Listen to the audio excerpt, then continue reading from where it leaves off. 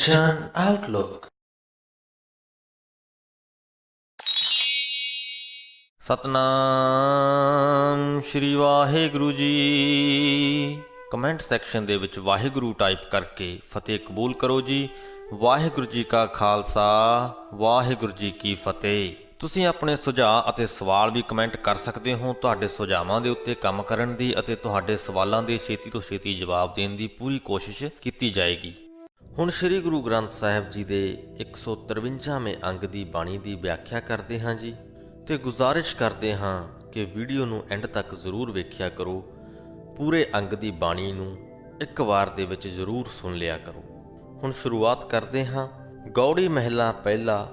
ਕਾਮ ਕ੍ਰੋਧ ਮਾਇਆ ਮਹਿ ਚੀਤ, ਝੂਠ ਵਿਕਾਰ ਜਾਗਾ ਹਿਤ ਚੀਤ। ਪੂੰਜੀ ਪਾਪ ਲੋਭ ਕੀ ਕੀਤ, ਤਰ ਤਾਰੀ ਮਨ ਨਾਮ ਸੁਚੀਤ। ਗੁਰੂ ਜੀ ਉਸ ਪਰਮਾਤਮਾ ਦੇ ਨਾਲ ਵਾਰਤਾਲਾਪ ਕਰਦੇ ਹੋਏ ਕਹਿ ਰਹੇ ਨੇ ਕਿ ਕਾਮ ਕ੍ਰੋਧ ਮਾਇਆ ਮਹਿ ਚੀਤ, ਕਿ ਮੇਰਾ ਜੋ ਚਿੱਤ ਹੈ, ਮੇਰਾ ਜੋ ਮਨ ਹੈ, ਉਹਦੇ ਵਿੱਚ ਕਾਮ ਕ੍ਰੋਧ ਤੇ ਮਾਇਆ ਦਾ ਮੋਹ ਪ੍ਰਬਲ ਨੇ। ਝੂਠ ਵਿਕਾਰ ਜਾਗਾ ਹਿਤ ਚੀਤ। ਝੂਠ ਬੋਲਣ, ਭੈੜੇ ਬੋਲ ਬੋਲਣ ਦੇ ਵਿੱਚ ਮੇਰਾ ਹਿੱਤ ਜਾਗਦਾ ਹੈ, ਮੇਰਾ ਮਨ ਖੁਸ਼ ਹੁੰਦਾ ਹੈ, ਮੇਰਾ ਮਨ ਪਰਚਦਾ ਹੈ। ਪੂੰਜੀ ਪਾਪ ਲੋਭ ਕੀ ਕੀਤ, ਕਹਿੰਦੇ ਮੈਂ ਹੁਣ ਤੱਕ ਪਾਪ ਤੇ ਲੋਭ ਦੀ ਪੂੰਜੀ ਇਕੱਠੀ ਕੀਤੀ ਹੈ। ਤਰ ਤਾਰੀ ਮਨ ਨਾਮ ਸੁਚੀਤ, ਕਿ ਜੇ ਮੈਨੂੰ ਤੇਰਾ ਨਾਮ ਮਿਲ ਜਾਏ, ਤੇਰੇ ਨਾਮ ਦਾ ਆਸਰਾ ਮਿਲ ਜਾਏ, ਤਾਂ ਉਹ ਮੇਰੇ ਲਈ ਬੇੜੀ ਦਾ ਕੰਮ ਕਰੇਗਾ ਤੇ ਮੈਂ ਇਸ ਸੰਸਾਰ ਸਮੁੰਦਰ ਨੂੰ ਤਰ ਪਾਵਾਂਗਾ। ਵਾਹ ਵਾਹ ਸਾਚੇ ਮੈਂ ਤੇਰੀ ਟੇਕ, ਹਉ ਪਾਪੀ ਤੂੰ ਨਿਰਮਲ ਏਕ ਰਹਾਓ। ਕਹਿੰਦੇ ਵਾਹ ਵਾਹ ਸਾਚੇ, ਕਿ ਹੇ ਸੱਚੇ ਪ੍ਰਮਾਤਮਾ ਤੇਰੀ ਵਾਹ ਵਾਹ ਹੈ, ਤੂੰ ਅਚਰਜ ਹੈ। ਮੈਂ ਤੇਰੀ ਤਾਰੀਫ ਕਰਦਾ ਨਹੀਂ ਥੱਕਦਾ, ਤੇ ਮੈਨੂੰ ਤੇਰੀ ਹੀ ਟੇਕ ਹੈ, ਤੇਰਾ ਹੀ ਆਸਰਾ ਹੈ। ਤੇਰੇ ਆਸਰੇ ਤੋਂ ਬਿਨਾਂ ਮੈਂ ਇਹਨਾਂ ਵਿਕਾਰਾਂ ਤੋਂ ਬਚ ਨਹੀਂ ਸਕਦਾ। ਜੋ ਮੇਰੇ ਮਨ ਦੇ ਵਿੱਚ ਕਾਮ ਕ੍ਰੋਧ ਪ੍ਰਬਲ ਹਨ, ਉਹਨਾਂ ਨੂੰ ਤੇਰੇ ਆਸਰੇ ਤੋਂ ਬਿਨਾਂ ਮੈਂ ਦੂਰ ਨਹੀਂ ਕਰ ਸਕਦਾ। ਹਉ ਪਾਪੀ, ਕਿ ਮੈਂ ਪਾਪੀ ਹਾਂ। ਤੂੰ ਨਿਰਮਲ ਏਕ, ਤੇ ਮੈਨੂੰ ਨਿਰਮਲ ਕਰਨ ਵਾਲਾ, ਪਵਿੱਤਰ ਕਰਨ ਵਾਲਾ ਸਿਰਫ ਤੇ ਸਿਰਫ ਤੂੰ ਹੀ ਹੈ। ਅਗਨ ਪਾਣੀ ਬੋਲੇ ਪੜਵਾਓ, ਜਿਹਵਾ ਇੰਦਰੀ ਏਕ ਸੁਆਓ। ਦਿਸਟ ਵਿਕਾਰੀ ਨਾਹੀ ਭਉ ਭਾਉ, ਆਪ ਮਾਰੇ ਤਾਂ ਪਾਏ ਨਾਉ। ਜੀਵ ਦੇ ਅੰਦਰ ਕਦੇ ਅੱਗ ਦਾ ਪ੍ਰਭਾਵ ਪੈ ਜਾਂਦਾ ਹੈ, ਕਦੇ ਪਾਣੀ ਦਾ ਪ੍ਰਭਾਵ ਪੈ ਜਾਂਦਾ ਹੈ। ਕਦੇ ਮਨੁੱਖ ਠੰਡਾ ਸ਼ਾਂਤ ਹੁੰਦਾ ਹੈ, ਕਦੇ ਉਹ ਅੱਗ ਬਬੂਲਾ ਹੋਇਆ ਹੁੰਦਾ ਹੈ, ਗੁੱਸੇ ਦੇ ਵਿੱਚ ਹੁੰਦਾ ਹੈ। ਇਸੇ ਲਈ ਉਹ ਪੜਵਾਓ ਭਾਵ ਕਿ ਤੱਤਾ ਠੰਡਾ ਬੋਲ ਬੋਲਦਾ ਰਹਿੰਦਾ ਹੈ। ਇਹ ਮਨੁੱਖ ਦੀ ਆਮ ਪ੍ਰਵਿਰਤੀ ਹੈ ਕਿ ਉਹਦਾ ਜੋ ਮਨ ਹੈ ਕਦੇ ਵੀ ਇੱਕ ਅਵਸਥਾ ਦੇ ਵਿੱਚ ਨਹੀਂ ਰਹਿੰਦਾ। ਉਹ ਕਦੇ ਗਰਮ ਹੁੰਦਾ ਹੈ, ਕਦੇ ਠੰਡਾ ਹੁੰਦਾ ਹੈ। ਕਈ ਵਾਰ ਇਹ ਬਾਹਰੀ ਪਰਿਸਥਿਤੀਆਂ 'ਤੇ ਨਿਰਭਰ ਕਰਦਾ ਹੈ, ਪਰ ਕਈ ਵਾਰ ਇਹ ਦਿਮਾਗ ਦੇ ਅੰਦਰ ਜੋ ਕੈਮੀਕਲ ਰਿਐਕਸ਼ਨਸ ਹੁੰਦੀਆਂ ਨੇ, ਕਿੱਦਾਂ ਦੇ ਕੈਮੀਕਲਸ ਜ਼ਿਆਦਾ ਪ੍ਰਬਲ ਨੇ, ਉਹਦੇ 'ਤੇ ਵੀ ਨਿਰਭਰ ਕਰਦਾ ਹੈ। ਬੇਸਿਕਲੀ ਇਹਨਾਂ ਪੰਕਤੀਆਂ ਦੇ ਵਿੱਚ ਗੁਰੂ ਜੀ ਮੂਡ ਦੀ ਗੱਲ ਕਰ ਰਹੇ ਨੇ ਕਿ ਇਨਸਾਨ ਦਾ ਜੋ ਮੂਡ ਹੈ ਉਹ ਕਈ ਪ੍ਰਕਾਰ ਦਾ ਹੁੰਦਾ ਹੈ। ਜਿਹਵਾ ਇੰਦਰੀ ਏਕ ਸੁਆਓ, ਸੁਆਓ ਤੋਂ ਭਾਵ ਚਸਕਾ। ਕਹਿੰਦੇ ਜੀਵ ਆਦਿਕ ਹਰ ਇੱਕ ਇੰਦਰੀ ਨੂੰ ਆਪਣਾ ਆਪਣਾ ਚਸਕਾ ਲੱਗਿਆ ਹੋਇਆ ਹੈ। ਜੀਵ ਨੂੰ ਸਵਾਦਲੇ ਭੋਜਨਾਂ ਦਾ ਚਸਕਾ ਹੈ, ਕੌੜੇ ਮਿੱਠੇ ਬੋਲ ਬੋਲਣ ਦਾ ਚਸਕਾ ਹੈ, ਕੰਨਾਂ ਨੂੰ ਸੋਹਣੇ ਸੋਹਣੇ ਬੋਲ ਸੁਣਨ ਦਾ ਚਸਕਾ ਹੈ, ਅੱਖਾਂ ਨੂੰ ਸੋਹਣੀਆਂ ਚੀਜ਼ਾਂ ਵੇਖਣ ਦਾ ਚਸਕਾ ਹੈ। ਬਿਲਕੁਲ ਇਸੇ ਤਰ੍ਹਾਂ ਹੀ ਬਾਕੀ ਦੀਆਂ ਸਾਰੀਆਂ ਸਾਡੀਆਂ ਜੋ ਇੰਦਰੀਆਂ ਹਨ, ਉਹਨਾਂ ਨੂੰ ਆਪੋ ਆਪਣੇ ਚਸਕੇ ਲੱਗੇ ਹੋਏ ਹਨ। ਦਿਸਟ ਵਿਕਾਰੀ ਨਾਹੀ ਭਉ ਭਾਉ, ਕਹਿੰਦੇ ਸਾਡੀ ਜੋ ਦ੍ਰਿਸ਼ਟੀ ਹੈ ਉਹ ਵਿਕਾਰੀ ਹੋਈ ਹੈ। ਅਸੀਂ ਵਿਕਾਰਾਂ ਵੱਲ ਨੂੰ ਭੱਜਦੇ ਹਾਂ। ਨਾ ਹੀ ਤੇ ਸਾਨੂੰ ਕਿਸੇ ਦਾ ਡਰ ਹੈ ਤੇ ਨਾ ਹੀ ਕਿਸੇ ਪ੍ਰਤੀ ਪਿਆਰ ਹੈ। ਭਉ ਤੋਂ ਭਾਵ ਡਰ ਤੇ ਭਾਉ ਤੋਂ ਭਾਵ ਪਿਆਰ। ਆਪ ਮਾਰੇ ਤਾਂ ਪਾਏ ਨਾਉ, ਜਿੰਨਾ ਚਿਰ ਕਹਿੰਦੇ ਅਸੀਂ ਆਪਣਾ ਆਪ ਨਹੀਂ ਮਾਰਦੇ, ਉਹਨਾਂ ਚਿਰ ਅਸੀਂ ਪ੍ਰਮਾਤਮਾ ਦਾ ਨਾਮ ਪ੍ਰਾਪਤ ਨਹੀਂ ਕਰ ਸਕਦੇ। ਆਪ ਮਾਰੇ, ਜੇ ਅਸੀਂ ਆਪਾ ਭਾਵ ਖਤਮ ਕਰ ਲਈਏ ਤਾਂ ਪਾਏ ਨਾਉ, ਤਾਂ ਅਸੀਂ ਉਸ ਪ੍ਰਮਾਤਮਾ ਦਾ ਨਾਮ ਪ੍ਰਾਪਤ ਕਰ ਸਕਦੇ ਹਾਂ। ਅਸਲ ਦੇ ਵਿੱਚ ਪ੍ਰਮਾਤਮਾ ਦੇ ਨਾਮ ਨੂੰ ਹਾਸਲ ਕਰਨ ਦਾ ਜੋ ਰਸਤਾ ਹੈ, ਉਹਦਾ ਪਹਿਲਾ ਕਦਮ ਹੀ ਇਹ ਹੈ ਕਿ ਅਸੀਂ ਆਪਣਾ ਆਪਾ ਭਾਵ ਖਤਮ ਕਰੀਏ, ਆਪਣੀ ਮੈਂ ਨੂੰ ਮਿਟਾ ਲਈਏ। ਅੱਗੇ ਕਹਿੰਦੇ ਕਿ ਸ਼ਬਦ ਮਰੈ ਫਿਰ ਮਰਨ ਨਾ ਹੋਏ, ਬਿਨ ਮੂਏ ਕਿਉਂ ਪੂਰਾ ਹੋਏ। ਸ਼ਬਦ ਮਰੈ ਤੋਂ ਭਾਵ ਕਿ ਗੁਰੂ ਦੇ ਸ਼ਬਦਾਂ ਦੇ ਵਿੱਚ ਜੁੜ ਕੇ, ਗੁਰੂ ਦੀਆਂ ਸਿੱਖਿਆਵਾਂ ਦੇ ਉੱਤੇ ਚੱਲ ਕੇ ਜਦੋਂ ਤੁਸੀਂ ਆਪਣਾ ਆਪਾ ਭਾਵ ਮਾਰ ਲੈਂਦੇ ਹੋ, ਫਿਰ ਮਰਨ ਨਾ ਹੋਏ, ਫਿਰ ਤੁਹਾਨੂੰ ਆਤਮਿਕ ਮੌਤ ਨਹੀਂ ਸਹੇੜਦੀ, ਤੁਸੀਂ ਆਤਮਿਕ ਮੌਤੇ ਨਹੀਂ ਮਰਦੇ। ਭਾਵ ਤੁਹਾਡਾ ਮਨ ਫਿਰ ਵਿਕਾਰਾਂ ਦੇ ਵਿੱਚ ਗੁੰਨਿਆ ਨਹੀਂ ਰਹਿੰਦਾ, ਤੁਹਾਡਾ ਮਨ ਅਸ਼ਾਂਤ ਨਹੀਂ ਰਹਿੰਦਾ। ਬਿਨ ਮੂਏ ਕਿਉਂ ਪੂਰਾ ਹੋਏ, ਕਹਿੰਦੇ ਜਿੰਨਾ ਚਿਰ ਤੁਸੀਂ ਆਪਣਾ ਆਪਾ ਭਾਵ ਨਹੀਂ ਮਾਰ ਲੈਂਦੇ, ਉਨਾ ਚਿਰ ਤੁਸੀਂ ਪੂਰਨ ਕਿਵੇਂ ਹੋ ਸਕਦੇ ਹੋ। ਬਿਨ ਮੂਏ ਕਿਉਂ ਪੂਰਾ ਹੋਏ। ਪਰਪੰਚ ਵਿਆਪ ਰਹਿਆ ਮਨ ਦੋਏ, ਥਿਰ ਨਾਰਾਇਣ ਕਰੇ ਸੋ ਹੋਏ। ਪਰਪੰਚ ਤੋਂ ਭਾਵ ਇਹ ਜੋ ਜਗਤ ਖੇਡ, ਜਗਤ ਤਮਾਸ਼ਾ ਹੈ। ਪਰਪੰਚ ਵਿਆਪ, ਜੋ ਮਨੁੱਖ ਹੈ ਉਹ ਇਸ ਜਗਤ ਤਮਾਸ਼ੇ ਦੇ ਵਿੱਚ ਵਿਆਪ ਰਿਹਾ ਹੈ, ਇਸ ਜਗਤ ਖੇਡ ਨੂੰ, ਮਾਇਆ ਦੀ ਖੇਡ ਨੂੰ ਖੇਡ ਰਿਹਾ ਹੈ। ਤੇ ਰਹਿਆ ਮਨ ਦੋਏ, ਤੇ ਇਸੇ ਕਰਕੇ ਉਹਦਾ ਜੋ ਮਨ ਹੈ ਜ਼ਿਆਦਾਤਰ ਦੁਵੈਤ ਦੇ ਵਿੱਚ, ਦੁਚਿੱਤੀ ਦੇ ਵਿੱਚ ਪਿਆ ਰਹਿੰਦਾ ਹੈ। ਥਿਰ ਨਾਰਾਇਣ ਕਰੇ ਸੋ ਹੋਏ, ਜੇਕਰ ਉਹ ਪ੍ਰਮਾਤਮਾ ਥਿਰ ਕਰੇ, ਪ੍ਰਮਾਤਮਾ ਸਾਨੂੰ ਅਡੋਲਤਾ ਬਖਸ਼ੇ, ਸਥਿਰਤਾ ਬਖਸ਼ੇ, ਤਾਂ ਹੀ ਅਸੀਂ ਸਥਿਰ ਹੋ ਸਕਦੇ ਹਾਂ, ਤਾਂ ਹੀ ਅਸੀਂ ਸਾਡੇ ਦੁਚਿੱਤੀ ਦੇ ਵਿੱਚ ਪਏ ਹੋਏ ਮਨ ਨੂੰ ਸ਼ਾਂਤ ਕਰ ਸਕਦੇ ਹਾਂ। ਬੋਹਥ ਚੜੋ ਜਾਂ ਆਵੈ ਵਾਰ, ਠਾਕੇ ਬੋਹਥ ਦਰਗਹਿ ਮਾਰ। ਬੋਹਥ ਤੋਂ ਭਾਵ ਹੁੰਦਾ ਹੈ ਜਹਾਜ਼। ਕਹਿੰਦੇ ਪ੍ਰਮਾਤਮਾ ਦੇ ਨਾਮ ਦਾ ਜਹਾਜ਼ ਅਸੀਂ ਉਦੋਂ ਹੀ ਚੜ੍ਹਦੇ ਹਾਂ ਜਦੋਂ ਸਾਡੀ ਵਾਰੀ ਆਉਂਦੀ ਹੈ। ਜਿਹੜੇ ਉਸ ਜਹਾਜ਼ ਤੋਂ ਠਾਕੇ ਰਹਿ ਜਾਂਦੇ ਹਨ, ਵਾਂਝੇ ਰਹਿ ਜਾਂਦੇ ਹਨ, ਉਹਨਾਂ ਨੂੰ ਪ੍ਰਮਾਤਮਾ ਦੀ ਦਰਗਾਹ ਦੇ ਉੱਤੇ ਮਾਰ ਪੈਂਦੀ ਹੈ, ਧੱਕੇ ਪੈਂਦੇ ਹਨ। ਸੱਚ ਸਲਾਹੀ ਧਨ ਗੁਰਦੁਆਰ, ਨਾਨਕ ਦਰ ਘਰ ਏਕ ਓੰਕਾਰ। ਕਹਿੰਦੇ ਗੁਰੂ ਦਾ ਦਰ, ਗੁਰਦੁਆਰ ਧਨ ਹੈ, ਜਿੱਥੇ ਕਿ ਸੱਚ ਸਲਾਹਿਆ ਜਾਂਦਾ ਹੈ, ਜਿੱਥੇ ਉਸ ਪ੍ਰਮਾਤਮਾ ਦੇ ਨਾਮ ਦੀ ਸਿਫਤ ਸਲਾਹ ਕੀਤੀ ਜਾਂਦੀ ਹੈ। ਤੇ ਜਿੱਥੇ ਜਾ ਕੇ ਇਸ ਗੱਲ ਦੀ ਵੀ ਸਮਝ ਪੈ ਜਾਂਦੀ ਹੈ ਕਿ ਦਰ ਘਰ ਏਕ ਓੰਕਾਰ, ਕਿ ਹਰ ਥਾਂ ਤੇ ਉਹ ਇੱਕੋ ਪ੍ਰਮਾਤਮਾ ਵਸਦਾ ਹੈ, ਬਾਹਰ ਵੀ ਵਸਦਾ ਹੈ ਤੇ ਸਾਡੇ ਘਰ ਦੇ ਵਿੱਚ ਵੀ ਵਸਦਾ ਹੈ, ਸਾਡੇ ਹਿਰਦੇ ਦੇ ਵਿੱਚ ਵੀ ਵਸਦਾ ਹੈ। ਗੌੜੀ ਮਹਿਲਾ ਪਹਿਲਾ। ਉਲਟਿਓ ਕਮਲ ਬ੍ਰਹਮ ਵਿਚਾਰ, ਅੰਮ੍ਰਿਤ ਧਾਰ ਗਗਨ ਦਸ ਦੁਆਰ। ਕਮਲ ਤੋਂ ਭਾਵ ਇੱਥੇ ਹੈ ਸਾਡਾ ਹਿਰਦਾ, ਸਾਡਾ ਦਿਲ। ਕਹਿੰਦੇ ਜਦੋਂ ਅਸੀਂ ਬ੍ਰਹਮ ਨੂੰ ਵਿਚਾਰਦੇ ਹਾਂ, ਜਦੋਂ ਅਸੀਂ ਉਸ ਪ੍ਰਮਾਤਮਾ ਦਾ ਨਾਮ ਵਿਚਾਰਦੇ ਹਾਂ, ਉਹਦੀ ਸਿਫਤ ਸਲਾਹ ਕਰਦੇ ਹਾਂ, ਤਾਂ ਸਾਡਾ ਜੋ ਕਮਲ ਹੈ, ਸਾਡਾ ਜੋ ਹਿਰਦਾ ਹੈ, ਉਹ ਉਲਟ ਜਾਂਦਾ ਹੈ। ਪਹਿਲਾਂ ਮਾਇਆ ਵੱਲ ਨੂੰ ਲੱਗਿਆ ਸੀ, ਫਿਰ ਪ੍ਰਮਾਤਮਾ ਵੱਲ ਨੂੰ ਲੱਗ ਜਾਂਦਾ ਹੈ। ਅੰਮ੍ਰਿਤ ਧਾਰ ਭਾਵ ਕਿ ਉਸ ਪ੍ਰਮਾਤਮਾ ਦੇ ਨਾਮ ਰੂਪੀ ਅੰਮ੍ਰਿਤ ਦੀ ਇੱਕ ਧਾਰਾ। ਗਗਨ 10 ਦੁਆਰ, ਸਾਡੇ ਦਿਮਾਗ ਦੇ ਵਿੱਚ 10 ਦੁਆਰ ਤੋਂ ਭਾਵ ਸਾਡਾ ਦਿਮਾਗ, ਤੇ ਗਗਨ ਤੋਂ ਭਾਵ ਆਕਾਸ਼। ਕਹਿੰਦੇ ਜਦੋਂ ਅਸੀਂ ਪ੍ਰਮਾਤਮਾ ਦੇ ਨਾਮ ਦੀ ਸਿਫਤ ਸਲਾਹ ਕਰਦੇ ਹਾਂ ਤਾਂ ਉਹਦੇ ਨਾਮ ਰੂਪੀ ਅੰਮ੍ਰਿਤ ਦੀ ਵਰਖਾ ਸਾਡੇ 10ਵੇਂ ਦੁਆਰ, ਸਾਡੇ ਦਿਮਾਗ ਦੇ ਆਕਾਸ਼ ਦੇ ਉੱਪਰ ਹੁੰਦੀ ਹੈ। ਤ੍ਰਿਭਵਨ ਵੇਦਿਆ ਆਪ ਮੁਰਾਰ। ਤ੍ਰਿਭਵਨ ਕੀ ਤਿੰਨੋਂ ਭਵਨ, ਜਿਹੜੇ ਕਿ ਅਸੀਂ ਮੰਨਦੇ ਹਾਂ ਕਿ ਲੋਕ, ਪ੍ਰਲੋਕ ਤੇ ਸਵਰਗ, ਜਾਣੀ ਸਵਰਗ, ਨਰਕ ਤੇ ਧਰਤੀ। ਕਹਿੰਦੇ ਤਿੰਨੋਂ ਭਵਨਾਂ ਨੂੰ ਵੇਦਿਆ ਤੋਂ ਭਾਵ ਵਿੰਨਿਆ ਹੋਇਆ ਹੈ, ਆਪ ਮੁਰਾਰ, ਉਸ ਪਰਮਾਤਮਾ ਨੇ ਆਪ ਵਿੰਨਿਆ ਹੋਇਆ ਹੈ। ਤਿੰਨੋਂ ਭਵਨਾਂ ਦੇ ਉੱਪਰ ਉਸ ਪਰਮਾਤਮਾ ਦਾ ਰਾਜ ਹੈ, ਉਹਦੀ ਮਰਜ਼ੀ ਚੱਲਦੀ ਹੈ। ਰੇ ਮਨ ਮੇਰੇ ਭਰਮ ਨਾ ਕੀਜੈ, ਮਨ ਮਾਨਿਆ ਅੰਮ੍ਰਿਤ ਰਸ ਪੀਜੈ। ਰਹਾਓ। ਕਹਿੰਦੇ ਹੇ ਮੇਰੇ ਮਨ, ਤੂੰ ਕਿਸੇ ਵੀ ਪ੍ਰਕਾਰ ਦਾ ਕੋਈ ਭਰਮ ਨਾ ਕਰ, ਕਿਸੇ ਵੀ ਪ੍ਰਕਾਰ ਦੀ ਭਟਕਣਾ ਦੇ ਵਿੱਚ ਨਾ ਪੈ।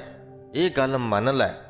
ਮਨ ਮਾਨਿਆ ਅੰਮ੍ਰਿਤ ਰਸ ਪੀਜੈ, ਕਿ ਜੇ ਤੇਰਾ ਮਨ ਉਸ ਪਰਮਾਤਮਾ ਦੇ ਨਾਮ ਨੂੰ ਪੂਰੀ ਤਰ੍ਹਾਂ ਦੇ ਨਾਲ ਮੰਨ ਲਏ ਤਾਂ ਤੂੰ ਉਹਦਾ ਨਾਮ ਰੂਪੀ ਅੰਮ੍ਰਿਤ ਪੀ ਸਕਦਾ ਹੈ। ਬਸ ਤੂੰ ਉਹਨੂੰ ਮੰਨ ਲੈ, ਉਸ ਪਰਮਾਤਮਾ ਨੂੰ ਮੰਨ ਲੈ ਕਿ ਉਹ ਹੈ ਤੇ ਉਹ ਇਸ ਧਰਤੀ ਦੇ ਚੱਪੇ ਚੱਪੇ ਤੇ ਮੌਜੂਦ ਹੈ। ਇਸ ਧਰਤੀ ਦੇ ਕੀ, ਇਸ ਪੂਰੀ ਸ੍ਰਿਸ਼ਟੀ ਦੇ ਕਣ ਕਣ ਦੇ ਵਿੱਚ ਮੌਜੂਦ ਹੈ। ਇਸ ਗੱਲ ਨੂੰ ਮੰਨ ਲੈ ਤੇ ਤੇਰਾ ਆਪਣੇ ਆਪ ਹੀ ਅੰਮ੍ਰਿਤਪਾਨ ਹੋ ਜਾਏਗਾ। ਜਨਮ ਜੀਤ ਮਰਨ ਮਨ ਮਾਨਿਆ, ਆਪ ਮੂਆ ਮਨ ਮਨ ਤੇ ਜਾਣਿਆ। ਕਹਿੰਦੇ ਜਦੋਂ ਤੁਸੀਂ ਆਪਣਾ ਜਨਮ ਜਿੱਤ ਲੈਂਦੇ ਹੋ, ਆਪਣਾ ਜੋ ਮਨੁੱਖੀ ਜੀਵਨ ਹੈ ਉਹਦਾ ਮਨੋਰਥ ਹਾਸਲ ਕਰ ਲੈਂਦੇ ਹੋ ਤਾਂ ਤੁਹਾਡਾ ਮਨ ਮਰਨ ਦੇ ਵਿੱਚ ਮੰਨ ਜਾਂਦਾ ਹੈ। ਮਰਨ ਤੋਂ ਭਾਵ ਆਪਣੀ ਸਰੀਰਕ ਮੌਤ ਨਹੀਂ, ਆਪਣੇ ਆਪੇ ਭਾਵ ਨੂੰ ਮਾਰਨਾ ਹੈ। ਸਵਾਰਥ ਵੱਲੋਂ, ਮਾਇਆ ਵੱਲੋਂ ਆਪਣੇ ਮਨ ਨੂੰ ਮਾਰ ਲੈਣਾ ਹੈ। ਜਦੋਂ ਸਾਡੇ ਜੀਵਨ ਦਾ ਮਨੋਰਥ ਪੂਰਾ ਹੋ ਜਾਂਦਾ ਹੈ, ਉਹ ਮਨੋਰਥ ਕੀ ਹੈ? ਉਸ ਪਰਮਾਤਮਾ ਦੀ ਮੌਜੂਦਗੀ ਨੂੰ ਮੰਨ ਲੈਣਾ, ਉਸ ਪਰਮਾਤਮਾ ਦੇ ਨਾਲ ਸਾਂਝ ਕਾਇਮ ਕਰ ਲੈਣੀ। ਜਦੋਂ ਇਹ ਕਰ ਲਈਏ ਤਾਂ ਸਾਡਾ ਮਨ ਜੋ ਹੈ ਆਪੇ ਭਾਵ ਨੂੰ ਖਤਮ ਕਰਨ ਦੇ ਵਿੱਚ ਮੰਨ ਜਾਂਦਾ ਹੈ। ਉਹਨੂੰ ਉਹ ਗੱਲ ਪਸੰਦ ਆਉਂਦੀ ਹੈ ਕਿ ਹਾਂ, ਮੈਂ ਆਪਣਾ ਆਪਾ ਭਾਵ ਖਤਮ ਕਰਨਾ ਹੈ। ਆਪ ਮੂਆ ਮਨ ਮਨ ਤੇ ਜਾਣਿਆ। ਤੇ ਜਦੋਂ ਉਹ ਆਪਾ ਭਾਵ ਮਰ ਜਾਂਦਾ ਹੈ, ਇਸ ਗੱਲ ਦੀ ਸਮਝ ਵੀ ਸਾਡੇ ਮਨ ਨੂੰ ਅੰਦਰੋਂ ਹੀ ਪੈ ਜਾਂਦੀ ਹੈ ਕਿ ਹਾਂ, ਹੁਣ ਮੇਰਾ ਆਪਾ ਭਾਵ ਖਤਮ ਹੋ ਗਿਆ ਹੈ। ਨਜ਼ਰ ਭਈ ਘਰ ਘਰ ਤੇ ਜਾਣਿਆ। ਤੇ ਜਦੋਂ ਉਸ ਪਰਮਾਤਮਾ ਦੀ ਮਿਹਰ ਦੀ ਨਜ਼ਰ ਸਾਡੇ ਤੇ ਹੁੰਦੀ ਹੈ ਤਾਂ ਅਸੀਂ ਆਪਣੇ ਹਿਰਦੇ ਘਰ ਦੇ ਵਿੱਚੋਂ ਹੀ ਉਸ ਨੂੰ ਲੱਭ ਲੈਂਦੇ ਹਾਂ, ਜਾਣ ਲੈਂਦੇ ਹਾਂ। ਜਤ ਸਤ ਤੀਰਥ ਮਜਨ ਨਾਮ। ਮਜਨ ਤੋਂ ਭਾਵ ਹੈ ਚੁੰਬੀ ਲਾਉਣੀ। ਕਹਿੰਦੇ ਜਦੋਂ ਅਸੀਂ ਨਾਮ ਦੇ ਵਿੱਚ, ਪਰਮਾਤਮਾ ਦੇ ਨਾਮ ਦੇ ਵਿੱਚ ਚੁੰਬੀ ਲਾ ਲੈਂਦੇ ਹਾਂ, ਮਗਨ ਹੋ ਜਾਂਦੇ ਹਾਂ ਉਸ ਨਾਮ ਦੇ ਵਿੱਚ, ਤਾਂ ਸਾਡਾ ਜਤ ਸਤ ਤੇ ਤੀਰਥਾਂ ਦਾ ਜੋ ਉਦਮ ਹੈ ਉੱਥੇ ਹੀ ਹੋ ਜਾਂਦਾ ਹੈ, ਘਰੇ ਬੈਠੇ ਹੀ ਹੋ ਜਾਂਦਾ ਹੈ। ਬਾਹਰ ਜਾਣ ਦੀ ਲੋੜ ਹੀ ਨਹੀਂ ਪੈਂਦੀ। ਅਦਿਕ ਵਿਥਾਰ ਕਰੋ ਕਿਸ ਕਾਮ। ਕਹਿੰਦੇ ਜਦੋਂ ਮੈਨੂੰ ਇਸ ਗੱਲ ਦਾ ਪਤਾ ਹੈ ਕਿ ਇਹ ਜਤ ਸਤ ਤੀਰਥ ਆਦਿਕ ਉਦਮ ਜਿਹੜੇ ਨੇ, ਉਹਨਾਂ ਦਾ ਲਾਹਾ ਮੈਂ ਘਰੇ ਬੈਠਾ ਹੀ ਲੈ ਸਕਦਾ ਹਾਂ ਪਰਮਾਤਮਾ ਦੇ ਨਾਮ ਦੇ ਵਿੱਚ ਜੁੜ ਕੇ, ਫਿਰ ਮੈਂ ਹੋਰ ਅਧਿਕ ਖਿਲਾਰਾ ਕਿਉਂ ਖਿਲਾਰਾਂ? ਕਿਉਂ ਮੈਂ ਐਵੇਂ ਹੀ ਆਪਣੀਆਂ ਇੰਦਰੀਆਂ ਨੂੰ ਵੱਸ ਦੇ ਵਿੱਚ ਕਰਨ ਦੀ ਕੋਸ਼ਿਸ਼ ਕਰਾਂ? ਕਿਉਂ ਮੈਂ ਦੂਰ ਦੂਰ ਭਟਕਦਾ ਫਿਰਾਂ ਤੀਰਥਾਂ ਦੇ ਉੱਪਰ ਪਰਮਾਤਮਾ ਨੂੰ ਲੱਭਣ ਦੇ ਲਈ? ਉਹ ਪਰਮਾਤਮਾ ਜਿਹੜਾ ਕਿ ਨਰ ਨਾਰਾਇਣ ਅੰਤਰਜਾਮ, ਸਾਰਿਆਂ ਦੇ ਦਿਲਾਂ ਦੀਆਂ ਜਾਣਨ ਵਾਲਾ ਹੈ, ਅੰਤਰਜਾਮੀ ਹੈ। ਉਹਨੇ ਜੇ ਮੇਰੀ ਭਗਤੀ ਤੋਂ ਖੁਸ਼ ਹੋਣਾ ਹੈ ਤਾਂ ਘਰੇ ਬੈਠੇ ਦੀ ਭਗਤੀ ਤੋਂ ਹੀ ਖੁਸ਼ ਹੋ ਲੈਣਾ ਹੈ। ਪਰਮਾਤਮਾ ਨਹੀਂ ਚਾਹੁੰਦਾ ਕਿ ਅਸੀਂ ਦੂਰ ਦੁਰਾਡੇ ਥਾਵਾਂ ਤੇ ਜਾ ਕੇ ਹੀ ਉਹਦੀ ਭਗਤੀ ਕਰੀਏ, ਜਾਂ ਕਿਸੇ ਖਾਸ ਤਰੀਕਿਆਂ ਦੇ ਨਾਲ ਹੀ ਉਹਦੀ ਭਗਤੀ ਕਰੀਏ, ਜਾਂ ਆਪਣੀਆਂ ਇੰਦਰੀਆਂ ਨੂੰ ਵੱਸ ਦੇ ਵਿੱਚ ਕਰੀਏ। ਉਹ ਤੇ ਸਿਰਫ ਇਹ ਚਾਹੁੰਦਾ ਹੈ ਕਿ ਉਹਨੂੰ ਮੰਨ ਲਓ। ਇਹ ਗੱਲ ਮੰਨ ਲਓ ਕਿ ਉਹ ਹਰ ਥਾਂ ਮੌਜੂਦ ਹੈ, ਹਰ ਇਨਸਾਨ, ਹਰ ਜੀਵ ਦੇ ਵਿੱਚ ਵਸਦਾ ਹੈ, ਹਰ ਚੀਜ਼ ਦੇ ਵਿੱਚ ਵਸਦਾ ਹੈ। ਤੁਸੀਂ ਕਿਸੇ ਵਕਤ ਵੀ ਉਸ ਪਰਮਾਤਮਾ ਤੋਂ ਸੱਖਣੇ ਨਹੀਂ ਹੋ। ਆਨ ਮੰਨੋ ਤੋ ਪਰ ਘਰ ਜਾਓ। ਕਹਿੰਦੇ ਜੇਕਰ ਮੈਂ ਕਿਸੇ ਹੋਰ ਦੀ ਆਨ ਮੰਨਾਂ ਤਾਂ ਹੀ ਮੈਂ ਕਿਸੇ ਹੋਰ ਘਰ ਜਾਵਾਂ, ਤਾਂ ਹੀ ਪਰਾਏ ਘਰ ਜਾਵਾਂ। ਕਿਸੇ ਹੋਰ ਦਾ ਜੇਕਰ ਮੈਨੂੰ ਆਸਰਾ ਹੋਵੇ ਤਾਂ ਮੇਰੇ ਤੇ ਮਨ ਦੇ ਵਿੱਚ ਪੱਕੀ ਗੱਲ ਵਸੀ ਹੋਈ ਹੈ ਕਿ ਉਸ ਪਰਮਾਤਮਾ ਤੋਂ ਬਿਨਾਂ ਸਾਡਾ ਹੋਰ ਕੋਈ ਸਹਾਰਾ ਹੈ ਹੀ ਨਹੀਂ। ਕਿਸ ਜਾਚੋ ਨਾ ਹੀ ਕੋ ਥਾਓ। ਜਦੋਂ ਹੋਰ ਕੋਈ ਥਾਂ ਹੈ ਹੀ ਨਹੀਂ ਤਾਂ ਕਿਸ ਜਾਚੋ, ਤਾਂ ਮੈਂ ਕਿਹਦੇ ਤੋਂ ਮੇਰੀ ਭਟਕਣਾ ਨੂੰ ਦੂਰ ਕਰਨ ਦੀ ਮੰਗਾਂ, ਕਿਹਦੇ ਅੱਗੇ ਇਹ ਅਰਦਾਸ ਕਰਾਂ? ਕਹਿੰਦੇ ਕੁੱਲ ਮਿਲਾ ਕੇ ਕਿ ਮੈਨੂੰ ਲੋੜ ਨਹੀਂ ਕਿਸੇ ਹੋਰ ਦੇ ਦਰ ਲੱਗਣ ਦੀ। ਮੇਰੀ ਬਿਰਤੀ ਉਸ ਪਰਮਾਤਮਾ ਦੇ ਵਿੱਚ ਲੱਗੀ ਹੋਈ ਹੈ ਜਿਹੜਾ ਕਿ ਸਾਰੇ ਹੀ ਜੀਵਾਂ ਦਾ ਆਸਰਾ ਹੈ। ਮੇਰੇ ਮਨ ਦੇ ਵਿੱਚ ਇਹ ਗੱਲ ਪਰਪੱਕ ਹੈ। ਨਾਨਕ ਗੁਰਮਤਿ ਸਹਿਜ ਸਮਾਓ। ਹੇ ਨਾਨਕ, ਜਿਹੜਾ ਮਨੁੱਖ ਗੁਰੂ ਦੀ ਮੱਤ ਦੇ ਉੱਤੇ ਚੱਲਦਾ ਹੈ, ਗੁਰੂ ਦੀਆਂ ਸਿੱਖਿਆਵਾਂ ਤੇ ਚੱਲ ਕੇ ਗੁਰਮੁਖ ਬਣ ਜਾਂਦਾ ਹੈ, ਉਹ ਸਹਿਜੇ ਹੀ ਉਸ ਪਰਮਾਤਮਾ ਦੇ ਵਿੱਚ ਸਮਾ ਜਾਂਦਾ ਹੈ, ਉਹਦੇ ਨਾਮ ਦੇ ਵਿੱਚ ਲੀਨ ਹੋ ਜਾਂਦਾ ਹੈ। ਗੌੜੀ ਮਹਿਲਾ ਪਹਿਲਾ। ਸਤਿਗੁਰ ਮਿਲੈ ਸੋ ਮਰਨ ਦਿਖਾਏ, ਮਰਨ ਰਹਿਣ ਰਸ ਅੰਤਰ ਭਾਈ, ਗਰਭ ਨਿਵਾਰ ਗਗਨਪੁਰ ਪਾਈ। ਕਹਿੰਦੇ ਜਿਸ ਮਨੁੱਖ ਨੂੰ ਸੱਚਾ ਗੁਰੂ ਮਿਲ ਜਾਂਦਾ ਹੈ, ਸਤਿਗੁਰ ਮਿਲੈ ਸੋ ਮਰਨ ਦਿਖਾਏ, ਉਹ ਗੁਰੂ ਉਸ ਮਨੁੱਖ ਨੂੰ ਮਰਨ ਦਿਖਾ ਦਿੰਦਾ ਹੈ, ਮੌਤ ਦਿਖਾ ਦਿੰਦਾ ਹੈ। ਇੱਥੇ ਫਿਰ ਤੋਂ ਇਹ ਮੌਤ ਸਰੀਰਕ ਮੌਤ ਨਹੀਂ ਬਲਕਿ ਵਿਕਾਰਾਂ ਵੱਲੋਂ ਮੌਤ ਹੈ। ਮਰਨ ਰਹਿਣ ਰਸ ਅੰਤਰ ਭਾਏ, ਕਿ ਉਹ ਮਨੁੱਖ ਫਿਰ ਆਪਣੇ ਅੰਦਰੋਂ ਹੀ ਮਰਨ ਦਾ ਵੀ ਤੇ ਰਹਿਣ ਦਾ ਵੀ, ਜਾਣੀ ਕਿ ਮੌਤ ਦਾ ਵੀ ਤੇ ਜੀਵਨ ਦਾ ਵੀ ਆਨੰਦ ਪ੍ਰਾਪਤ ਕਰ ਲੈਂਦਾ ਹੈ, ਰਸ ਪ੍ਰਾਪਤ ਕਰ ਲੈਂਦਾ ਹੈ। ਕਿਉਂਕਿ ਜਦੋਂ ਤੁਸੀਂ ਵਿਕਾਰਾਂ ਵੱਲੋਂ ਮਰ ਗਏ, ਆਪਣੇ ਅੰਦਰੋਂ ਵਿਕਾਰ ਖਤਮ ਕਰ ਲਏ, ਤਾਂ ਤੁਹਾਡਾ ਆਤਮਿਕ ਤੌਰ ਤੇ ਜਨਮ ਹੋ ਜਾਂਦਾ ਹੈ। ਵਿਕਾਰ ਮਰ ਜਾਂਦੇ ਨੇ ਤੇ ਆਤਮਾ ਜੀਣ ਲੱਗ ਜਾਂਦੀ ਹੈ, ਆਤਮਾ ਦਾ ਜਨਮ ਹੋ ਜਾਂਦਾ ਹੈ। ਇੱਕ ਸਥਿਰਤਾ ਵਾਲੀ ਆਤਮਿਕ ਸਥਿਤੀ ਤੁਸੀਂ ਹਾਸਲ ਕਰ ਲੈਂਦੇ ਹੋ। ਤੇ ਉਸ ਸਥਿਤੀ ਦਾ ਆਨੰਦ ਅਸੀਂ ਉਦੋਂ ਹੀ ਮਾਣ ਸਕਦੇ ਹਾਂ ਜਾਂ ਮਹਿਸੂਸ ਕਰ ਸਕਦੇ ਹਾਂ ਜਦੋਂ ਅਸੀਂ ਉਸ ਨੂੰ ਪ੍ਰਾਪਤ ਕਰ ਲੈਂਦੇ ਹਾਂ। ਉਹਨੂੰ ਸ਼ਬਦਾਂ ਦੇ ਵਿੱਚ ਬਿਆਨ ਕਰ ਪਾਉਣਾ ਮੁਸ਼ਕਿਲ ਹੈ।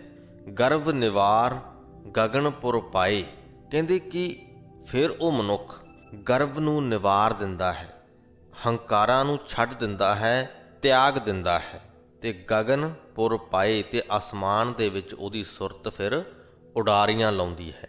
ਮਰਨ ਲਿਖਾਏ ਆਏ ਨਹੀਂ ਰਹਿਣਾ, ਹਰ ਜਪ ਜਾਪ ਰਹਿਣ ਹਰ ਸਰਨਾ ਰਹਾਓ। ਕਹਿੰਦੇ ਹਰ ਇੱਕ ਜੀਵ ਜੋ ਜਨਮ ਲੈਂਦਾ ਹੈ ਮੌਤ ਲਿਖਾ ਕੇ ਆਉਂਦਾ ਹੈ। ਭਾਵ ਕਿ ਮੌਤ ਜੋ ਹੈ ਉਹ ਨਿਸ਼ਚਿਤ ਹੈ, ਉਹਨੂੰ ਟਾਲਿਆ ਨਹੀਂ ਜਾ ਸਕਦਾ, ਉਹਦੇ ਤੋਂ ਬਚਿਆ ਨਹੀਂ ਜਾ ਸਕਦਾ, ਉਹਨੇ ਆਉਣਾ ਹੀ ਆਉਣਾ ਹੈ। ਜੋ ਜੀਵ ਹਨ ਉਹਨਾਂ ਨੇ ਸਦਾ ਇੱਥੇ ਟਿਕੇ ਨਹੀਂ ਰਹਿਣਾ, ਮਰਨ ਲਿਖਾਏ ਆਏ ਨਹੀਂ ਰਹਿਣਾ, ਹਰ ਜਪ ਜਾਪ ਰਹਿਣ ਹਰ ਸਰਨਾ। ਤੇ ਇਸ ਲਈ ਜੀਵਾਂ ਦੇ ਲਈ ਉਚਿਤ ਹੈ ਕਿ ਉਹ ਉਸ ਪਰਮਾਤਮਾ ਦਾ ਨਾਮ ਜਪਣ, ਕਿਉਂਕਿ ਜਿਹੜੇ ਜੀਵ ਉਸ ਪਰਮਾਤਮਾ ਦਾ ਨਾਮ ਜਪਦੇ ਹਨ ਉਹਦੀ ਸਰਨ ਦੇ ਵਿੱਚ ਰਹਿੰਦੇ ਹਨ। ਆਪਣਾ ਜੋ ਜੀਵਨ ਹੈ ਉਹ ਆਤਮਿਕ ਅਡੋਲਤਾ ਦੀ ਅਵਸਥਾ ਦੇ ਵਿੱਚ ਰਹਿ ਕੇ ਗੁਜ਼ਾਰਦੇ ਹਨ।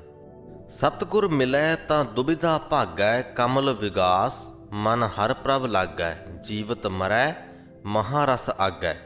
ਕਹਿੰਦੇ ਜੇ ਸਤਿਗੁਰੂ ਮਿਲ ਪੈਂਦਾ ਹੈ ਤਾਂ ਇਨਸਾਨ ਦੀ ਜੀਵ ਦੀ ਦੁਬਿਧਾ ਦੂਰ ਹੋ ਜਾਂਦੀ ਹੈ। ਉਹਦਾ ਮਨ ਜੋ ਹੈ ਇੱਕ ਸੋਚ ਦੇ ਉੱਤੇ ਟਿਕ ਜਾਂਦਾ ਹੈ ਕਿ ਸਭ ਕੁਝ ਪਰਮਾਤਮਾ ਦਾ ਬਣਾਇਆ ਹੋਇਆ ਹੈ ਤੇ ਸਭ ਕੁਝ ਉਹਦੇ ਹੁਕਮ ਅਨੁਸਾਰ ਹੀ ਵਾਪਰ ਰਿਹਾ ਹੈ। ਉਹਨੂੰ ਦੁਬਿਧਾ ਨਹੀਂ ਹੁੰਦੀ ਕਿਸੇ ਵੀ ਫੈਸਲੇ ਦੇ ਉੱਪਰ।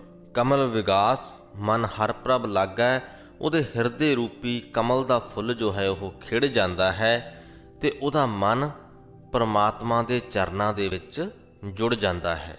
ਮਨ ਹਰ ਪ੍ਰਭ ਲਾਗੈ, ਜੀਵਤ ਮਰੈ ਮਹਾਰਸ ਆਗੈ। ਉਹ ਜਿਉਂਦੇ ਜੀ ਮਾਰ ਜਾਂਦਾ ਹੈ। ਹੁਣ ਜਿਉਂਦੇ ਜੀ ਮਰਨਾ ਕੀ ਹੋਇਆ ਕਿ ਉਹ ਆਪਣੇ ਦੁਨਿਆਵੀ ਕਾਰਜ ਕਰਦੇ ਹੋਏ ਵੀ, ਦੁਨੀਆ ਦੇ ਵਿੱਚ ਵਿਚਰਦੇ ਹੋਏ ਵੀ, ਜੋ ਉਹਦਾ ਕੋਈ ਕੰਮ ਹੈ ਉਹ ਕਰਦੇ ਹੋਏ ਵੀ ਮਾਇਆ ਤੋਂ ਉੱਚਾ ਹੋ ਜਾਂਦਾ ਹੈ। ਮਾਇਆ ਦਾ ਮੋਹ ਉਹਦੇ ਅੰਦਰ ਨਹੀਂ ਰਹਿੰਦਾ। ਕਿਰਤ ਕਰਨੀ ਤੇ ਮਾਇਆ ਦੇ ਮੋਹ ਦੇ ਵਿੱਚ ਫਸਣਾ, ਦੋਨਾਂ ਦੇ ਵਿੱਚ ਫਰਕ ਹੁੰਦਾ ਹੈ। ਤਾਂ ਜੀਵਤ ਮਰੇ ਉਹਦਾ ਮਤਲਬ ਇਹੀ ਹੈ ਕਿ ਤੁਸੀਂ ਕਿਰਤ ਕਰਦੇ ਹੋ ਪਰ ਮਾਇਆ ਦੇ ਮੋਹ ਦੇ ਵਿੱਚ ਨਹੀਂ ਫਸਦੇ। ਇਸ ਤਰ੍ਹਾਂ ਕਰਕੇ ਤੁਸੀਂ ਪਰਮਾਤਮਾ ਦੇ ਮਿਲਾਪ ਰੂਪੀ ਜੋ ਮਹਾਰਸ ਹੈ ਉਹਨੂੰ ਪ੍ਰਤੱਖ ਤੌਰ ਤੇ ਮਾਣ ਸਕਦੇ ਹੋ। ਸਤਿਗੁਰ ਮਿਲਿਆ ਸੱਚ ਸੰਜਮ ਸੂਚਾ, ਕਿ ਜਦੋਂ ਸੱਚਾ ਗੁਰੂ ਮਿਲ ਪੈਂਦਾ ਹੈ ਤਾਂ ਇਨਸਾਨ ਉਸ ਸੱਚ ਦੇ ਵਿੱਚ ਸਮਾ ਕੇ ਆਪਣੇ ਆਪ ਨੂੰ ਸੁੱਚਾ ਕਰ ਲੈਂਦਾ ਹੈ, ਪਵਿੱਤਰ ਕਰ ਲੈਂਦਾ ਹੈ। ਗੁਰ ਕੀ ਪੌੜੀ ਉੱਚੋ ਉੱਚਾ ਤੇ ਗੁਰੂ ਵੱਲੋਂ ਮਿਲੀ ਹੋਈ ਨਾਮ ਸਿਮਰਨ ਦੀ ਪੌੜੀ ਚੜ੍ਹ ਕੇ ਉਹ ਆਪਣੀ ਆਤਮਿਕ ਅਵਸਥਾ ਨੂੰ ਉੱਚੀ ਤੋਂ ਉੱਚੀ ਲਿਜਾਂਦਾ ਜਾਂਦਾ ਹੈ। ਕਰਮ ਮਿਲੈ ਜਮ ਕਾ ਭਉ ਮੂਚਾ। ਪਰ ਇਹ ਜੋ ਸਿਮਰਨ ਦੀ ਪੌੜੀ ਹੈ, ਇਹ ਜੋ ਗੁਰੂ ਦਾ ਮਿਲਾਪ ਹੈ, ਇਹ ਚੰਗੇ ਕਰਮਾਂ ਦੇ ਨਾਲ ਹੀ ਹਾਸਲ ਹੁੰਦਾ ਹੈ। ਜੇਕਰ ਤੁਹਾਡੀ ਵਿਰਤੀ ਮਾੜੇ ਕਰਮਾਂ ਵੱਲ ਲੱਗੀ ਹੋਈ ਹੈ ਤਾਂ ਤੁਹਾਨੂੰ ਮਾੜੇ ਹੀ ਇਨਸਾਨ ਟੱਕਰਨਗੇ, ਗੁਰੂ ਕਦੇ ਵੀ ਨਹੀਂ ਮਿਲ ਪਾਏਗਾ। ਜੇਕਰ ਤੁਹਾਡੀ ਵਿਰਤੀ, ਤੁਹਾਡੀ ਸੋਚ ਚੰਗੇ ਪਾਸੇ ਵੱਲ ਨੂੰ ਲੱਗੀ ਹੋਈ ਹੈ ਤਾਂ ਤੁਸੀਂ ਉਸੇ ਤਰ੍ਹਾਂ ਚੰਗੇ ਇਨਸਾਨਾਂ ਦੇ ਹੀ ਟੱਚ ਦੇ ਵਿੱਚ ਆਓਗੇ ਤੇ ਤੁਹਾਨੂੰ ਗੁਰੂ ਵੀ ਮਿਲ ਪਏਗਾ। ਤੇ ਕਰਮ ਮਿਲੈ ਜਮ ਕਾ ਭਉ ਮੂਚਾ, ਤੇ ਜਦੋਂ ਕਰਮਾਂ ਦੇ ਨਾਲ ਚੰਗੇ ਕਰਮਾਂ ਅਨੁਸਾਰ ਤੁਹਾਨੂੰ ਗੁਰੂ ਮਿਲ ਪਿਆ ਤਾਂ ਤੁਹਾਡਾ ਜਮ ਕਾ ਭਉ ਜੋ ਹੈ, ਮੌਤ ਦਾ ਜੋ ਡਰ ਹੈ, ਉਹ ਖਤਮ ਹੋ ਜਾਏਗਾ। ਗੁਰ ਮਿਲਿਆ ਮਿਲ ਅੰਕ ਸਮਾਇਆ। ਜਦੋਂ ਗੁਰੂ ਮਿਲ ਪੈਂਦਾ ਹੈ ਤਾਂ ਗੁਰੂ ਸਾਨੂੰ ਦੱਸਦਾ ਹੈ ਕਿ ਕਿਸ ਤਰ੍ਹਾਂ ਅਸੀਂ ਉਸ ਪਰਮਾਤਮਾ ਦੇ ਵਿੱਚ ਸਮਾਉਣਾ ਹੈ, ਕਿਸ ਤਰ੍ਹਾਂ ਆਪਣੀ ਮੱਤ ਨੂੰ ਅਸੀਂ ਉਸ ਪਰਮਾਤਮਾ ਦੇ ਚਰਨਾਂ ਦੇ ਵਿੱਚ ਮਿਲਾ ਲੈਣਾ ਹੈ। ਕਰ ਕਿਰਪਾ ਘਰ ਮਹਿਲ ਦਿਖਾਇਆ। ਗੁਰੂ ਕਿਰਪਾ ਕਰਦਾ ਹੈ ਤੇ ਸਾਨੂੰ ਆਪਣੇ ਘਰ ਦੇ ਵਿੱਚ ਹੀ ਮਹਿਲ ਨਜ਼ਰ ਆਉਂਦਾ ਹੈ, ਸਾਨੂੰ ਆਪਣੇ ਹਿਰਦੇ ਦੇ ਵਿੱਚ ਹੀ ਪਰਮਾਤਮਾ ਦਾ ਦਰਸ਼ਨ ਹੋ ਜਾਂਦਾ ਹੈ। ਨਾਨਕ ਹਉਮੈ ਮਾਰ ਮਿਲਾਇਆ। ਗੁਰੂ ਸਾਡੇ ਅੰਦਰੋਂ ਸਾਡੀ ਹਉਮੈ ਨੂੰ ਖਤਮ ਕਰਕੇ ਪਰਮਾਤਮਾ ਦੇ ਨਾਲ ਸਾਡਾ ਮਿਲਾਪ ਕਰਵਾ ਦਿੰਦਾ ਹੈ। ਸੋ ਇਸ ਦੇ ਨਾਲ ਹੀ ਸ੍ਰੀ ਗੁਰੂ ਗ੍ਰੰਥ ਸਾਹਿਬ ਜੀ ਦੇ 153ਵੇਂ ਅੰਗ ਦੀ ਬਾਣੀ ਦੀ ਵਿਆਖਿਆ ਦੀ ਸਮਾਪਤੀ ਹੁੰਦੀ ਹੈ ਜੀ। ਵੀਡੀਓ ਨੂੰ ਐਂਡ ਤੱਕ ਦੇਖਣ ਦੇ ਲਈ ਤੁਹਾਡਾ ਬਹੁਤ ਬਹੁਤ ਧੰਨਵਾਦ ਹੈ। ਇਸੇ ਤਰ੍ਹਾਂ ਹੀ ਬਣੇ ਰਹੋ ਗੁਰੂ ਦੀ ਬਾਣੀ ਦੇ ਨਾਲ ਤੇ ਅੱਗੇ ਲੋਕਾਂ ਤੱਕ ਵੀ ਗੁਰੂ ਦੇ ਸ਼ਬਦਾਂ ਨੂੰ ਜ਼ਰੂਰ ਸ਼ੇਅਰ ਕਰ ਦਿਓ। ਬਹੁਤ ਬਹੁਤ ਧੰਨਵਾਦ। ਵਾਹਿਗੁਰੂ ਜੀ ਕਾ ਖਾਲਸਾ ਵਾਹਿਗੁਰੂ ਜੀ ਕੀ ਫਤਿਹ।